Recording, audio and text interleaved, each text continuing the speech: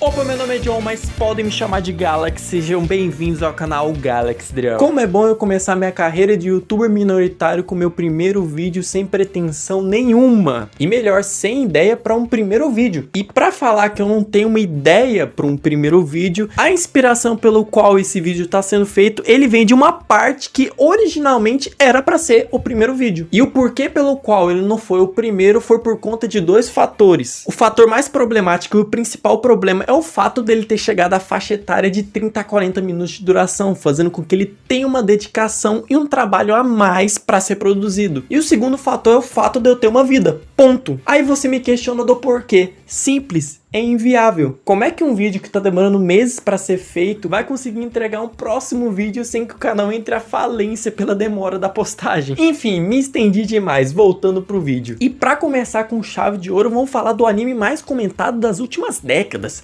Chainsaw Man, Kimetsu, Jujutsu Kaisen. Melhor, Evangelion. Melhor que isso não fica, tá? Ah não, fica sim, porque falaremos de Evangelion indiretamente, porque na verdade nós iremos falar do criador de Evangelion. Então já deixa o seu like, se inscreva no canal, ativa o sininho das notificações e bora pro vídeo.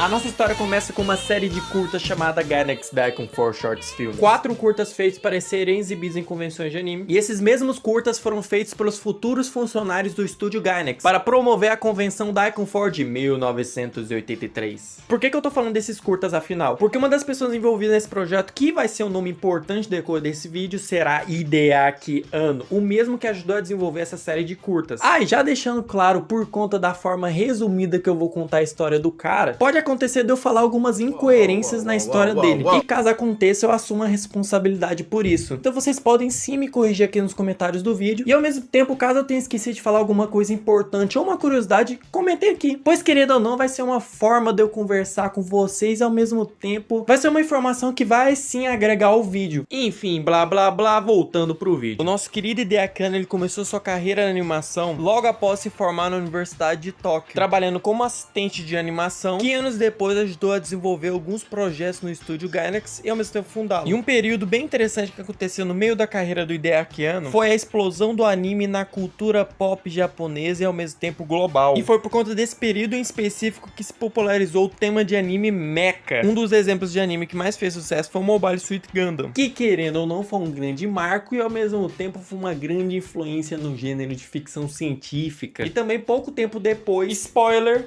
influenciou um animezinho que vai ser dito aqui. Enfim, eu só não vou falar sobre Mobile Suit Gundam nesse vídeo porque ele seria tema para um próximo vídeo. E enquanto não sai, eu vou indicar o vídeo muito bom do canal Central Pandora, onde ele dá uma ótima explicação sobre a história do anime e o porquê dele ter sido tão influente. Pois vou deixar o link na descrição desse vídeo, pois quando vocês terminarem aqui, podem ir lá porque vale a pena assistir. Enfim, o porquê pelo qual eu dei todo esse contexto sobre Mobile Suit Gundam foi junto com o anime, na hora já veio a estratégia de lucro, que é usar anime para vender boneco. E eles não foram burros, eles sabiam que esse tipo de anime seria algo rentável e lucrativo. Só que aí que tá, imagina que você é um estúdio de animação, aí a concorrência tá lucrando milhões. Então o que você faz? Replica. Então é aí que entra o grande problema. E um dos problemas seria a falta de mão de obra necessária para uma alta demanda de produções no mercado, que no contexto atual é muito mais fácil por conta da gama de animadores que podem ser encontrados facilmente no Twitter. E o outro, que é a cereja do bolo, pois é o principal problema, que é o pouco tempo de prazo para que tais projetos sejam planejados, animados e finalizados ao tempo que o estúdio pediu para que eles entreguem o projeto. E olha que esse é um problema tanto no contexto da época, tanto no contexto atual. Aí você me questiona, como é que eles conseguiram resolver esses dois problemas na época? Simples, não resolveram absolutamente nada. E esse negócio que eu tô falando, ele é tão sério que chega ao ponto dos animadores literalmente fazer trabalho escravo. E pra quem conhece a forma trabalhista do Japão, já tem uma noção de como que os caras trabalham excessivamente. E um dos fatores que colabora com isso é que isso é um problema cultural, né? Porque o próprio sistema deles induz eles a trabalhar em excesso. E isso vale pra tudo, e não só pra indústria de animação. E um dos exemplos mais quebradas que tem sobre isso é que se você tá trabalhando numa empresa japonesa, você só vai poder sair do seu horário quando todo mundo terminar, independente de você ter terminado seu trabalho primeiro ou não. Tipo assim, você pode ir embora, só que os caras vão interpretar como falta de educação da sua parte. Então se você tiver um colega de trabalho com um péssimo desempenho, então por obrigação sim, você vai ter que ficar ali desnecessariamente o dia inteiro até ele terminar.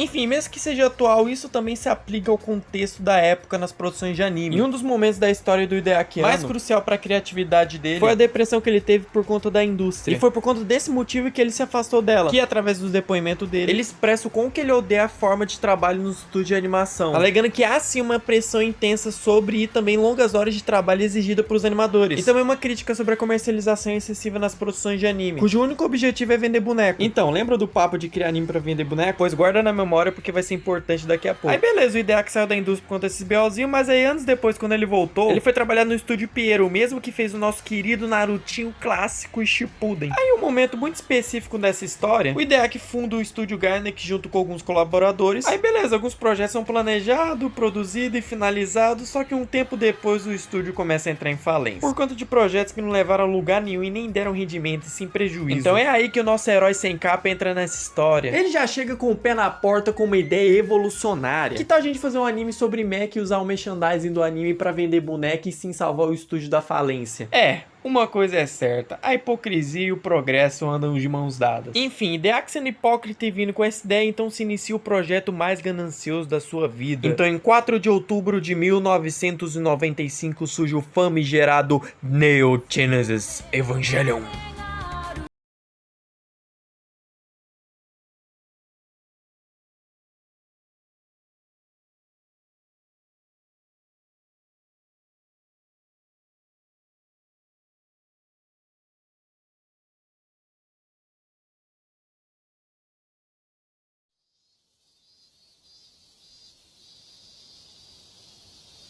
Quem odeia a si mesmo nunca será capaz de amar e confiar nos outros.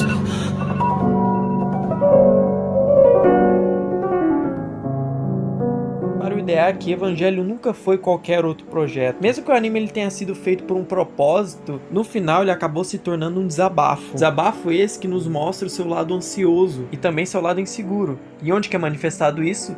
Nos personagens. Todo mundo sabe que Evangelho de fato não é sobre os robôs, mas você tendo em mente de como é o Hideaki, você vê que ele expôs a própria alma dele naquilo, e quando você junta o fragmentado de personagens que há na trama, você vê que Evangelho não é apenas uma história, e sim uma vulnerabilidade convertida em arte. Pois os melhores momentos do anime, que são sim sobre desenvolvimento de personagem, é nos mostrar as emoções humanas da maneira mais crua e autêntica possível. Pois os personagens eles não lutam por uma causa maior, eles na verdade lutam com suas próprias dores, que são refletidas através da compreensão e aceitação que eles tanto buscam. Olha como exemplo os Evas. Eles são a metáfora da armadura que construímos ao redor de nós mesmos. Então se a gente for parar pra pensar assim, aquele final reflexivo e objetivo não foi algo artístico, e sim a incerteza que sentimos sobre a nossa própria vida. De um lado a gente pode interpretar que isso talvez seja uma balela, porque sim, pra quem sabe como é que foi a produção do anime, sabe que até um certo ponto o orçamento começou a cair muito, então tiveram que acelerar o final da obra. Por isso que a animação tá cagada, tem poucos frames que nem são frames, são só imagens estáticas. E os filmes que saíram um pouco tempo depois, que tinham o único propósito de finalizar a história, que no final nem acabou finalizando, na verdade só foram feitos por conta de um acúmulo de cartas de ameaça de morte, que foram mandadas diretamente pro nosso querido Hideaki, né? E tem até uma teoria, que eu não sei se é verdade, que ele até mostra essas cartas de ameaça de morte no filme, porque tem um momento lá no filme que mostra imagens da vida real e tal, como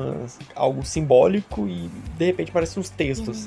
Em teoria são cartas de ameaça de morte pra ele. Não sei se é verdade e eu não quero saber. E os filmes também, eles têm umas decisões criativas ali bem questionáveis e controversas, como por exemplo a famosa cena do hospital, que não vou falar aqui, mas a gente vê um exemplo bem claro do quão controverso é as coisas que apresentam nesse filme. Tipo, se você desconsiderar essa parte da produção, meio que na interpretação você consegue considerar que sim, tudo que eu acabei de falar anteriormente faz sentido. Então sim, dá pra ver que tem algo profundo ali, até pessoal demais. Então você não precisa ser um gênio pra interpretar isso. Tipo, ó, peraí, isso aqui tá muito profundo, alguma coisa tá errada, entendeu? Então na interpretação faz sentido se você não for considerar a questão da produção, entendeu? Porque na interpretação o final é sobre refletir nossas próprias angústias, relacionamentos e busca constante por um significado. Então é por isso que o final do anime ele termina daquela forma emblemática do parabéns, né? Por isso toda aquela jornada psíquica e tal. E você pode até discordar com o que eu falei, mas basicamente a obra ela deixa tanta linha de interpretação que a percepção que fica é que cada pessoa que assiste o anime basicamente encontra sua própria verdade dentro desse universo. Claro que não faz o Hideaki ser um gênio igual o Oda de One Piece. Nunca será gênio como ele. 立ってみたかと思います。自分が作ったアニメは好きですか？まあ好きといえば好きですけど、結構嫌いなところもあります。嫌いなところはどんなところですか？自分が出てるところ。